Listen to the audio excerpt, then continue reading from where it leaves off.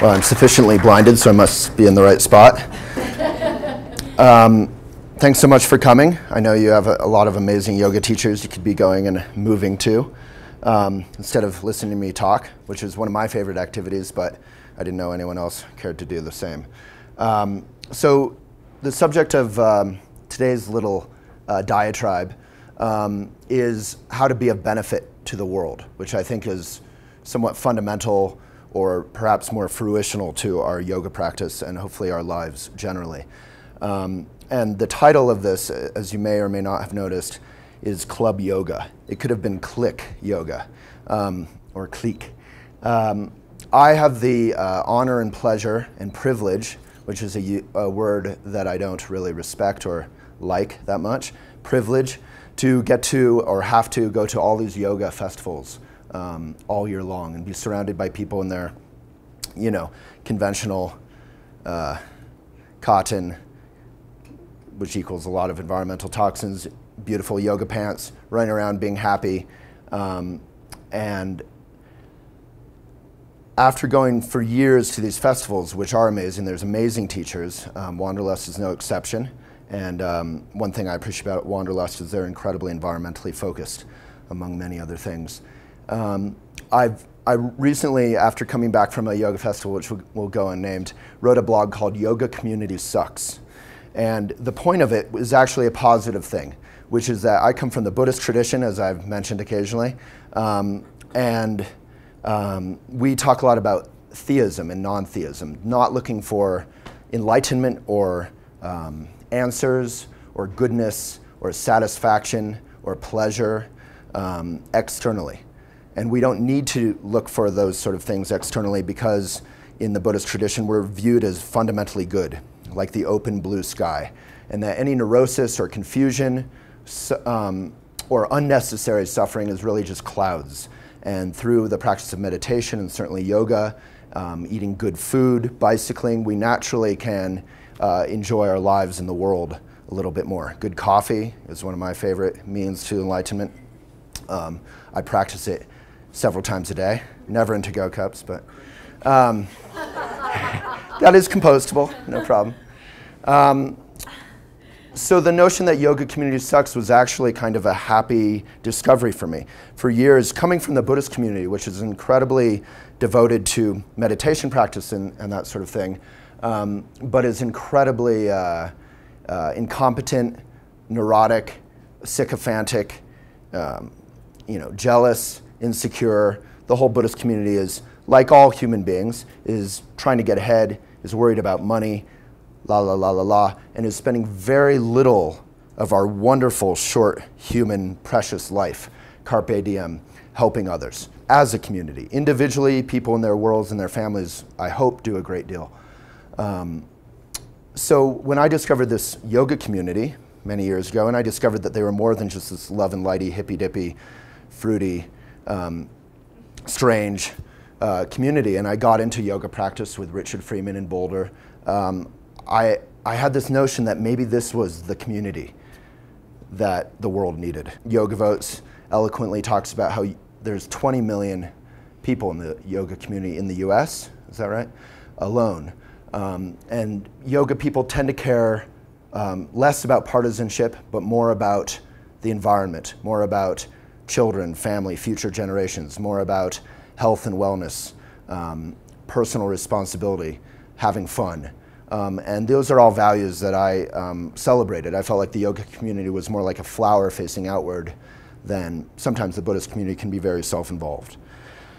And then I discovered, as I got to know the yoga community very well, that they were just human beings like everyone else. And everyone was, many dear colleagues of mine were, had a lot of fear about money, had a lot of junior highness in their social relations, and I think we've seen plenty of that this weekend. It just happens.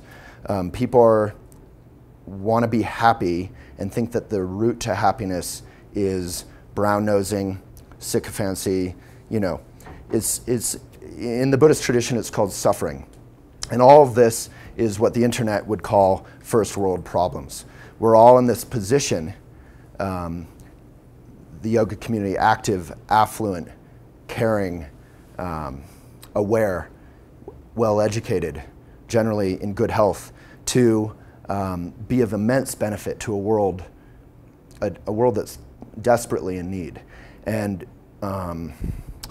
unfortunately, part of my job is to read something like 40 blogs a day on the internet, and then find what I think is most interesting or most crucial or funniest sometimes, and share that with our readers. And I've been really kind of painfully affected by a number of stories recently, including the blue whales, are down to, I think, I'm not good with numbers, but something like 3,000, where they used to be at 300,000 or something.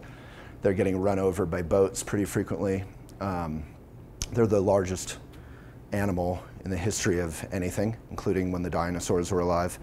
And they're noble and beautiful creatures. Orangutans are nearly extinct because of our virgin toilet paper, which is nice and soft, and paper products generally. Tigers, elephants, our namesake, are going extinct in our lifetime in the wild. So my children, whenever they happen, will grow up in a world without a lot of the basic and most sort of charismatic species that we all grew up reading about in children's books. So if the charismatic species are dying, imagine all the species we don't care about. So New York Times did anyone see this, a profile saying this was the fourth extinction phase in human evolutionary history or something right now. And they went through all the different forms of animals and life forms that are going extinct rapidly. And for those of us who think humans are special, you may be right. We have this great brain, we have tools, we have these great hands, we have lots of amazing skills, and we're clearly the most powerful species that has ever existed on some level.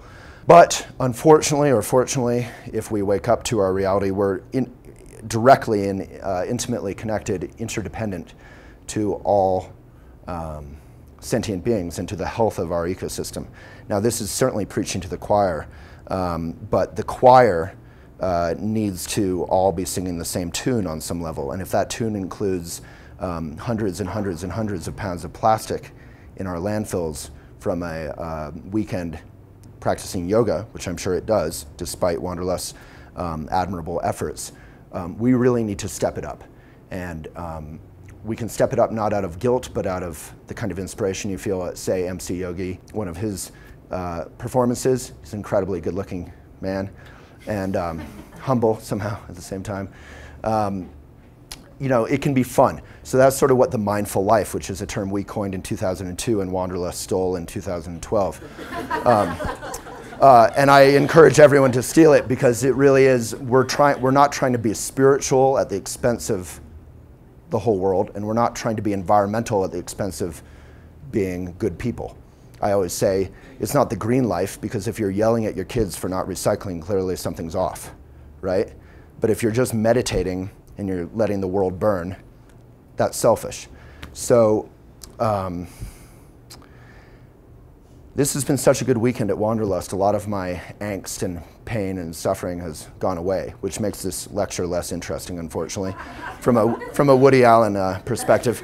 But I do feel that when I go to all these yoga festivals, there's a lot of privilege, and that if we can open that up and offer not our solutions to the world, but our openness, our open minds, and our willingness to help and listen, we could be of immense benefit to some of the problems I mentioned. And there's many others, like the corporate influence on our democracy, right? Citizens United is pretty fundamental to almost every problem. Bill McKibben, one of the people I interviewed, you saw in that ancient video from our days as a magazine, says that the fundamental environmental problem is Citizens United. So, talk about interdependence, it's all connected. And this Bill McKibben is a man who is leading the fight against the Keystone Pipeline, which James Hansen, right, of NASA said, if that Keystone Pipeline happens, literally the carbon footprint of all of human history will double. And we're already at a tipping point. We're well past 350 parts per whatever it is, million of carbon dioxide, which is the level that life can sustain itself healthfully. If anyone isn't convinced that climate change or that man's effect on the environment is happening already. You clearly don't live in Colorado, where half of our trees are dead, and a good percentage of them are burning now. I just saw a photo of a plane in DC that couldn't take off. Did anyone else see this photo? It couldn't take off because it had sunk into the pavement because it was so hot. It was 104 degrees and 177 on the ground. The rates of cancer have doubled in one generation. In Boulder, we lost two of our amazing community leaders last month, both of whom were around 45 years old and had young families. One of them was an amazing yoga teacher, and one of them was younger, was an amazing green businessman who was just getting started. So think about that. If cancer rates are about at 41%, just look around this room and think about what that means. So I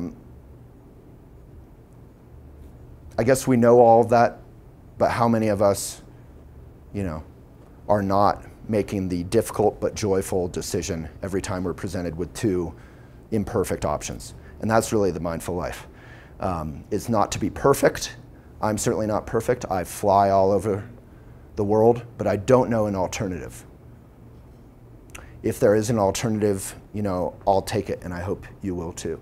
So that's the basic monologue. And I wanted to kind of engage all of you, since we're talking about community, and maybe if 10 of you have a problem, something you're kind of freaked out about and don't really know what to do about it. In my case, I would say like orangutans. They're so cute, they're cool, they're dying, I don't know what to do about it.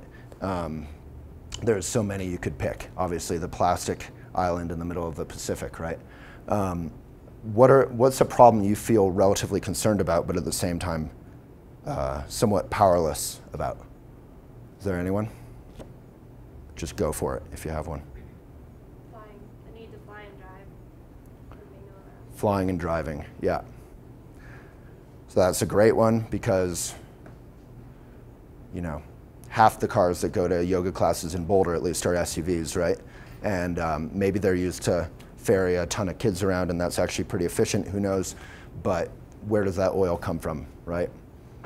People complain about the price of gas, and it's still cheaper than milk, which hopefully is relatively local. And gas obviously comes from halfway across the world and helps fuel various wars, often of which we're very much involved in starting or perpetuating. And, or it comes, it's very polluting at the very least. What's another problem that we're not sure what to do about? For me, it's education. I mean, just on any level. So this is great. We're all in this room. We're all listening to you and learning from you. But there's such a large part of the population that is not privileged enough, as you say. How do we touch them? I mean, and I know it's mindfulness, making the right choice between two imperfect, which you just said, which is great. And I can touch my nieces with that. I can touch the people in my life. But when you look at the socioeconomic differences, there's so many people that either they don't know that they have the choice, or they don't know how to go about it. They can't afford it. Well, do you know Majora Carter? No. I mean, there's many people who are working in urban situations or low-income situations to do things that we would consider sort of cliche, like Michael Polanyi kind of things. And the children love it. It's fun. It's actually more affordable. The whole myth that green, eco, responsible, organic food is more expensive is a myth. There are ways. You can go to the bulk sections. You can garden yourself. Obviously, time is another constraint. So there's a lot of obstacles. But I had the honor to interview Lester Brown years ago, who I think was featured in the video, and he is not famous because he spends all of his time actually trying to do things instead of paying, PR people to talk about things that he hasn't really done much about. And so he's a lobbyist in DC for things like solar energy or whatever you have, and what have you, or whatever you have. And he said the key to saving the entire world is media. So that kept me going for a long time. And I think by media, obviously, It can be music. I think music is an amazing galvanizing and fun way to educate and enlighten and inspire, both in a positive and negative way. I think awareness of negative things is often sort of shunted aside in the positivity world that is the yoga community, which a dear friend of mine recently posted on her Facebook wall, think happy thoughts, think happy thoughts, think happy thoughts, and you know, you see that, and a normal person would look at that and say this person is adolescent or insane or has some sort of, like they're in the fetal position on the ground, like think happy thoughts, like trying to suppress, you know, any sort of sense of suffering or shadow. And I think we've seen that in a yoga community that will go unnamed, that didn't deal with reality for a long time and became sort of surrounded by yes men and kind of imploded because it never really communicated with their own personal heart or reality and all that. So I think the yoga community needs to get off The Secret and there's magic and power to the notion that if you want it, if you build it, they will come. You know, I don't discount all of that. I think that's wonderful. I certainly am 108% devoted to creating a media platform that's independent and has integrity and that will crush all opposition like Huffington Post in a year or two and change the world for the better. I'm kidding about that, Ariana. Go easy on me. She's vicious. You know, and I'll accomplish that because I'm actually devoted to that. And I think in this, but the whole positivity thing is ridiculous. From a Buddhist point of view, negative thoughts and positive thoughts are both clouds in the same sky, that is our awakened, enlightened nature. We don't have to be positive because we actually are positive. We don't have to like do positive things, you know, stiff upper lip. How did that work out for the British, you know? So, education, I think, is the same thing with media. Education, media, music. We're taking our talk show on the road next year and going to college campuses all over the US, going after the Urban Outfitters generation, as I like to call it, which is owned by arch Republicans who donate to Santorum, make all their stuff in China, and sell to eco-minded hipsters. But it's great, you know, whatever. It's all good, man. So, you know, if you can educate the youngsters and help form their values around things like responsibility being cool or environmentalism being fun, you know, you can influence someone for their whole life. That's how I became an environmentalist. It was simply just reading those cereal boxes in the morning while I ate my cereal. I had these like hippie cereal boxes talking about the environment, and I'd be like, oh, that's cool, I didn't know, you know. And then I checked out more, and before you knew it, it became really fun. And kids love that stuff, you know. Kids love the idea of like improving the world because they know something that we forget, which is that adults take themselves really seriously and are kind of silly people. Any other problems that we're intimidated by or confused about? Or Corporate greed. Corporate greed, that's a wonderful one. Michael Pollan or someone pointed out that you never see, ever. I think I literally saw my first commercial ever for an Apple a week ago. I was in a bar and I got crazy excited. Everyone thought I was insane because it was a commercial about an apple. Corporations make their money off of creating ridiculous things that are unnecessary and unhealthy and packaged, and you know, they have a hard time making money off of healthy things, right? We were here with Congressman Tim Ryan at the Speakeasy the other day, and there was a lot of talk about how you know, drug companies are not that interested in preventative or alternative medicine because how do you make money off of it, and how Obama's healthcare reform, while obviously a compromise on many, many levels, will directly incentivize insurance companies to save money by doing preventative, you know, by supporting and funding preventative measures because they now can't get rid of us when we're sick. So corporate greed, I mean, on some level, corporations are doing what they're meant to do, which is to make money and eating everything in their path. And it's our job, traditionally, government is a balance to that. And government traditionally is also by, for, and of the people. So it's our role to be engaged in the government. When people criticize the government, it's sort of laughable because you're basically criticizing yourself. The lobbyists only are able to be heard because we're quiet. Congress people, and I have the honor to know a bunch of them, are everyone I've met, both conservative and liberal, are thoroughly human beings and care much more about their constituents' voices than any organization's voices. Yes, they have to spend forever fundraising, and it's a broken system, as Congressman Ryan said, but that doesn't mean we can give up on it. So I think there are also a lot of good corporations. Yvon Chouinard of Patagonia is one of my idols. He again and again has done the stupid, the wrong thing and made great money off of it. There's a famous story about him marketing underwear, and the experts all said he had to do this big packaged thing with cool colors and all this, and he said, no, I'm going to do the stupid and the wrong thing. I'm going to just put a rubber band around it and sell it. And they said, you can't do that. You'll go out of business, or at least in that part, that line will collapse. And it turned out that people liked being able to touch the underwear, and it became a bestseller or whatever. So if corporations, Elephant, I think, quite honestly, has been an example of that.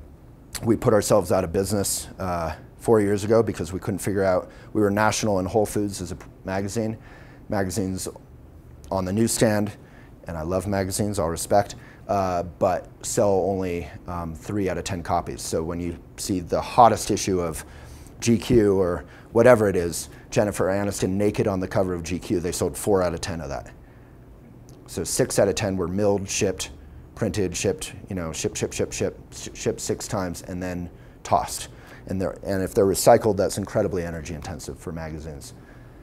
They have to bring the inks out of it. So we went online and sacrificed 4 or 5 years of me staring at a computer screen in a house that was under foreclosure and trying to rebuild and do it in a better way. And I hope all corporations can do that. And I think the entrepreneurial movement in the US is a promising one, because individuals tend to have more accountability and inspiration than individuals who are beholden to boards and to many different investors where you have to make a profit. So that's a big one. Any other depressing? Nuclear power. I heard they're working to reopen the power plant in Japan. Yeah. A lot of protests happening right now. So 2 months ago, Germany, for the first time, achieved 50% of the entire country was powered by solar, only for a limited time. But there are countries who are moving in the opposite direction. Germany actually reacted sort of like 9/11. Every time there's a horrible tragedy, the yin-yang of it, so many people wake up and try and move in a more responsible direction. So nuclear power, it was just reported in the New York Times a couple days ago, we still have nowhere to put the waste, and it's radioactive. And there was an article a couple days ago also about the forest fire danger in Chernobyl. There's huge forests, they're all highly radioactive. The first forest fire that happens, that smoke will go all over the world, as smoke tends to do, and it'll be radioactive. So anyone who thinks nuclear energy is green, I don't get it, personally. Yeah. Race politics? About what? Race politics in what sense? Just like racial justice and like consciousness about sort of the whiteness, like of the community and engagement. Oh, of the yoga community? Yeah, and the environmental community. And the environmental community. So the race politics, or the lack of diversity, I guess, in the environmental yoga communities. I think there's this focus on diversity in terms of, taking a picture and having 5 people in your class and feeling good about it because it's diverse. But then there's also like engagement and like working on issues like that are, radically affect Black and Latino communities more than, white communities, and kind of reaching outside yourself and expressing your politics, like not through consumption, but, through other ways. Yeah, I mean, race is obviously an ongoing sort of just painful and difficult issue in America that has been trending, as Obama and many others have noted. The arc of justice, the arc of history has been trending in a positive direction, but it's certainly, I mean, I live in Boulder, which is an incredibly white and also Latino town, but we tend to forget about the Latino population because by and large they can't afford to live in Boulder. So yeah, I mean, it's a huge issue. On the other hand, I'm delighted when I travel. I feel like I see a lot of diversity in these communities. So yeah, I certainly don't have any solutions to that. I am half Jewish, which makes me sort of diverse. My grandparents took that seriously. Their whole worldview is formed by, my last name, Lewis, was actually Leplovich. You know, they couldn't do business in New York City under their name. I mean, things are radically improving for many demographics. I mean, Elephant has been, we put gay rights on the cover a year or two before Prop 8. And it was one of the first national magazines that wasn't social or LGBT focused to make that an issue. And various distribution outlets at the time said, we don't want this. Not because we don't like gay people, but because this is too controversial. So we really, I feel really proud, frankly, of the changes happening with gay rights right now. It's really inspiring and moving incredibly quickly, and I feel like Republicans generally can see that movement, and at least our representatives are somewhat welcoming of that. So that's inspiring. And obviously some of the greatest environmental heroes in the US are African American. Will Allen, Majora Carter, Van Jones. Anyway, what's that? John Francis. And anything else? Any others? Yeah. So building more sustainable communities is one thing I think about a lot, realizing that what we do affects everyone, getting out of our cars, getting more on bikes, walking. You know, we feel, I think the world is so separate. We're in our little worlds. When I go to a conference in Chicago, everyone's in their coffee shop, typing away on their computers or on their iPhones and not saying hello to their neighbor sitting next to them. Yeah. I think that we really, need to reach out that way as well. Well, maybe we could, that's a great one. There's an article on the front page of Elephant right now about a yoga teacher. She's a yoga teacher at Facebook headquarters. She just got fired because she asked a student to, put down her phone in the middle of class. She actually didn't even ask. She just gave the student a look because she's not allowed to ask that at Facebook. So yeah, there is this prevailing notion that, I mean, how many of you leave your phones on at night? I bet almost all of you. No? I love you guys. So almost every one of my friends leaves their phone on at night. Number one, just health-wise, it's in the fine print. You shouldn't have it near yourself whenever you have the chance. Have it in your bag, not in your pocket.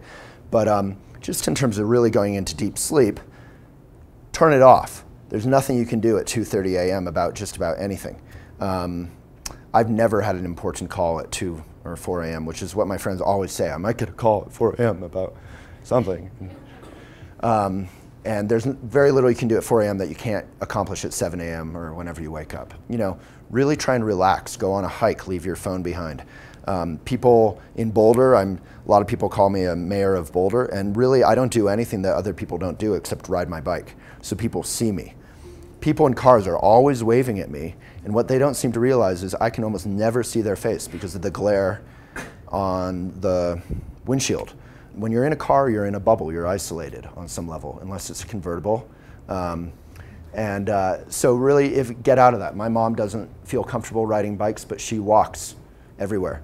And not because she's some crazy environmental hippie, but because she lives downtown in a little apartment, and it's healthy, and she's getting older, and a little bit of exercise, that's her exercise. And it's fun. I'm incredibly speedy and stressed out person, which is why I love yoga and why I'm grateful to my meditation practice and why bicycling is more than an environmental activity. It's a need, blows the cobwebs out of my head.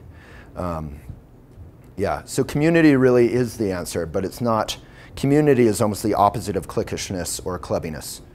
And I was a huge nerd in junior high, which always gave me compassion and empathy for wallflowers. When you're at a party and you see people who are kind of ignored and aren't cool, those are like my people, So I think if we can all take that as a mindfulness task, to engage the people who don't look like maybe they're comfortable or engaging or having a good time, and spend a little less energy, trying to wait in line to talk to the amazing yoga teacher who you just took her class or his class and go talk to someone who maybe seems like they're alone at Wanderlust, but they bravely went alone to Wanderlust, that kind of thing.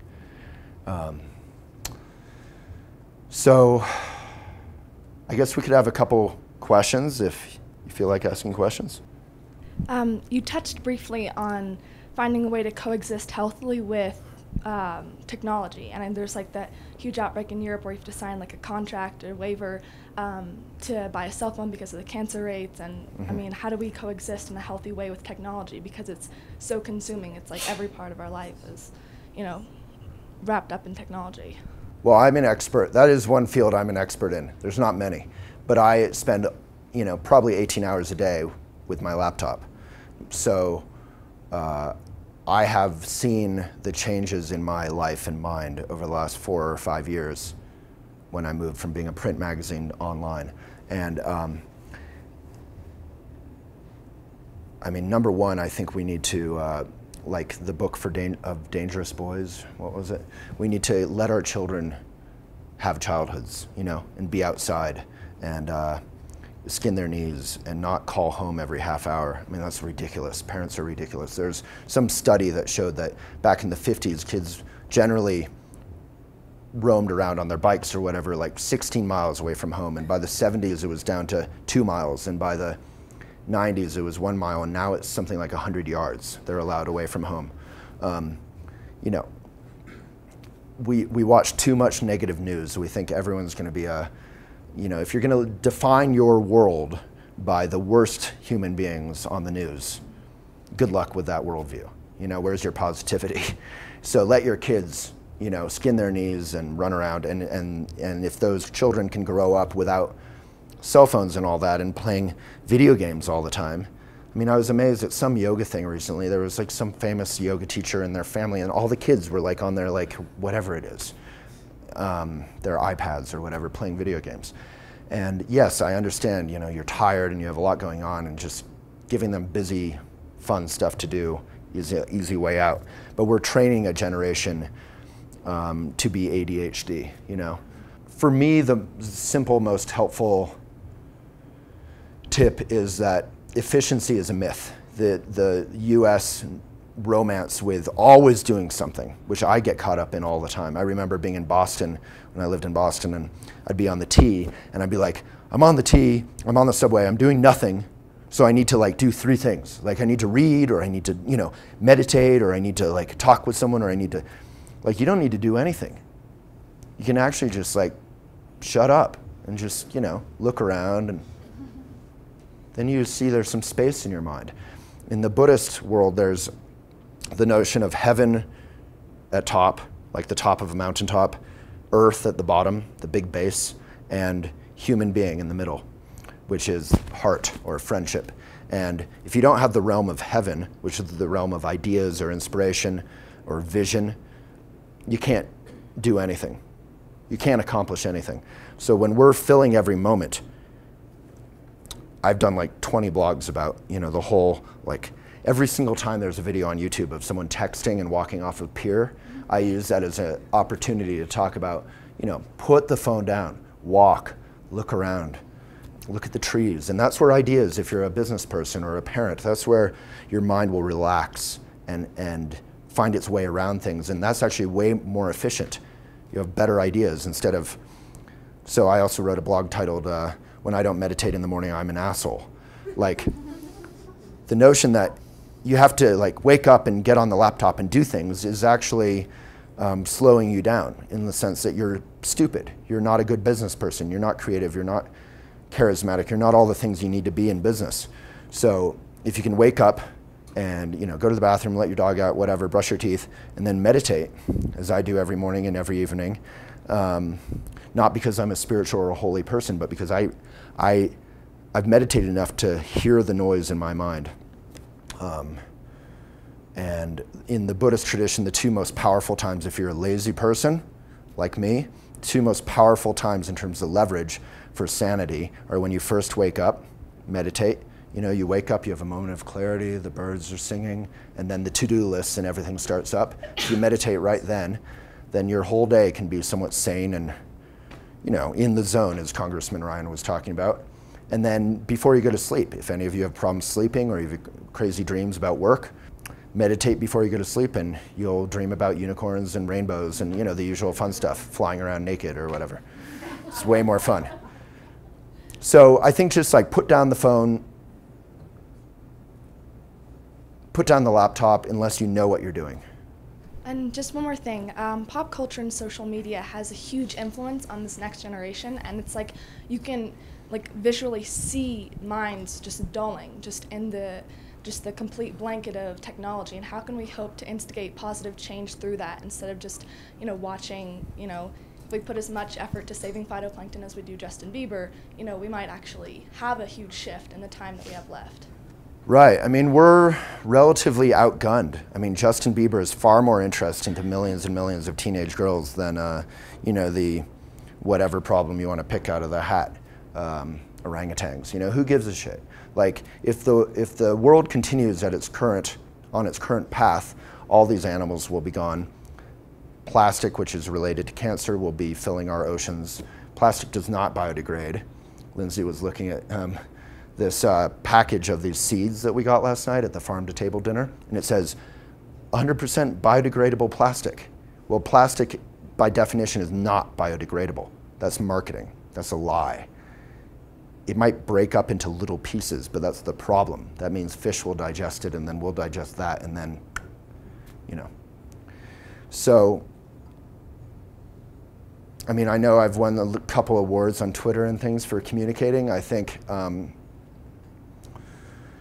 human beings at their best, and we see this in a lot of viral videos. I wrote a blog titled The 7 Ways to Make a Blog Popular, and 5 of them are actually really positive, hopeful things. 2 of them are, you know, sex and something else, I forget. But, you know, inspiration, inspiring videos, cute animals. Like, these access fundamental parts of us that are about compassion or about wanting to think about something bigger than ourselves. So I think, you know, if human beings are fundamentally good, we do have human nature on our side. We do have nature on our side. But if you're not getting out into nature, if you're not meditating and touching in with the fundamental clarity of your mind, if all you're doing is, you know, some members of my family wake up. I visited them recently. They wake up. I wake up. I'm like, oh, you know, I like left the window open despite all the AC going on because I like fresh air, and they're mad at me for the AC going out. You know, I'm like, I'd rather have fresh air, I don't care. And then I go outside and I'm like doing calisthenics and my like half-assed yoga, you know, and I come back in and they're like, I'm gonna get into trouble when they see this, but they're like eating Entenmann's or whatever, checking Facebook on the couch with the TV on. And it's like, that doesn't make you happy. You know? I wrote another blog titled, you know, Men Have Eating Disorders Too. Like, I've been neurotic about, I eat a ton or I don't eat anything. I'm incredibly discursive with food. Half of America is, you know, Colorado is the fittest state in the entire country, but at its current rate of obesity and being overweight, it would have been the fattest state in the entire country only 20 years ago when I graduated from high school. So in 20 years, Colorado has gone from essentially, it would have been the fattest state in the country to now being the best. So in other words, the best is really bad. So, you know, what makes us happy isn't drinking diet soda or, you know, obsessing about our weight or all these things. It's accepting our weight and yoga, you know, opening up. It's like I'm really lazy. It's really hard for me to get to yoga class, but when I do, you know, it transforms my relationship with my body, which can be really tight and kind of, and in the Buddhist tradition, they say 50% of your state of mind is dependent on your posture. So that's a lot. Anyway, great questions. So, one last thing? I don't know, just kind of in regards to earlier about the yoga community being kind of closed off and all that to the outside. It seems like you come up here and, at least from an environmental aspect, there's almost a facade of people's involvement. It's just kind of, I drive my little hybrid around and I'm saving so much gasoline and, you know, I'm putting forth some dollars to an organization that helps things out, but there's very little, at least from what I can perceive, physical involvement as far as doing changes. And it's just kind of the cool kids club of doing their part. You know, what do you think needs to happen as far as, I don't know, encouraging people or inspiring them to go out there and really get involved? I mean, I'm probably the last person to have any answer on that. Every relationship I have, my now ex-girlfriends, feel like I'm an oppressive force in terms of my love for the environment. You know, every time I see someone opening a plastic package and it's not necessary, it drives me nuts. Or you leave lights on. Like, I live on the hill in Boulder, where it's a lot of college kids. They live there at lights and fans on 24/7. Like, they're gone to parties, everything's on. So,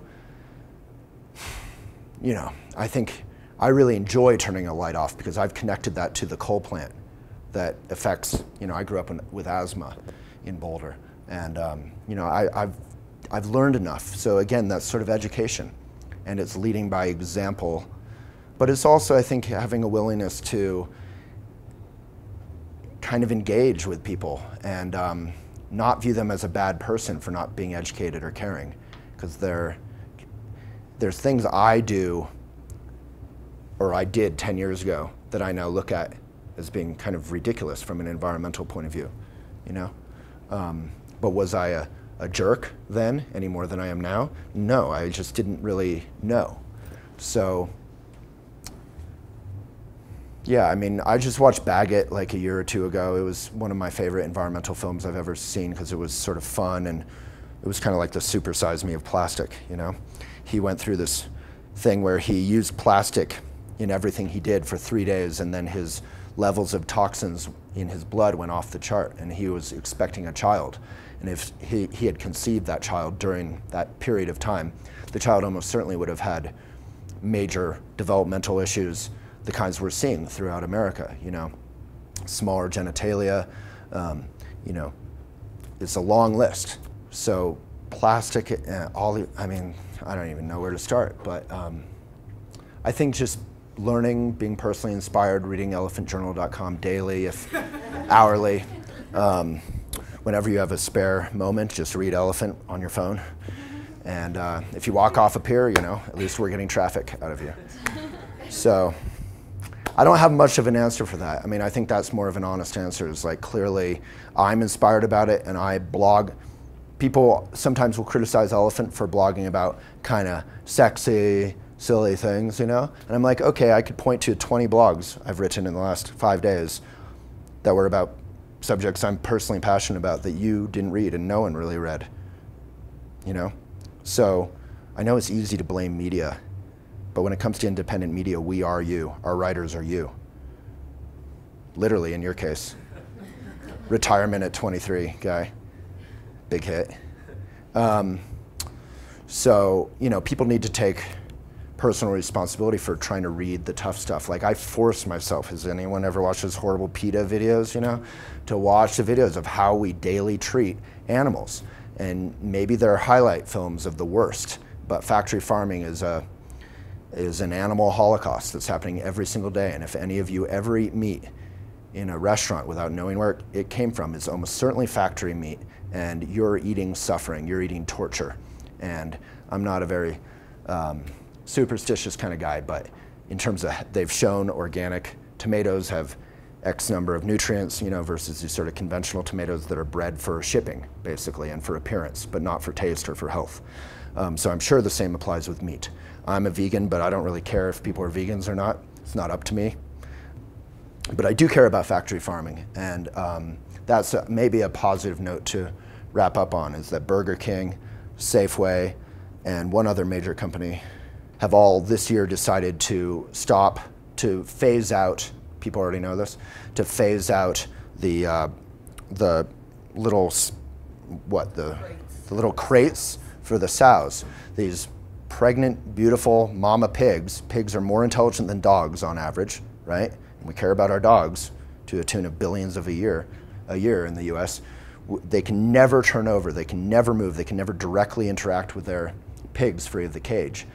So we're phasing that out, and that's because, in my opinion, of obviously the things we talked about: education, music, media, Michael Pollan, I credit a great deal for presenting all this stuff in a relatively nonpartisan way, like Yoga Votes is doing, and Food Inc., which, you know, things like that. I think Food Inc. could have been more fun, but it was hard to watch.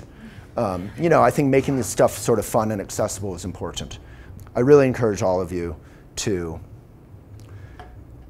not feel like it's homework, not feel like it's an external thing, not feel like it's do-goodery, but like check out, as Yoga Votes again encourages, check out your own values. Like just spend a little time with yourself and say, what do I care about? And do that, and then try and educate yourself consistently in a fun or at least moving way. And it can't all be fun. Again, going back to the positivity notion, looking at suffering, looking at beyond our privilege to the suffering in this world, which is immense, can be directly inspiring. So I want to thank you all very much.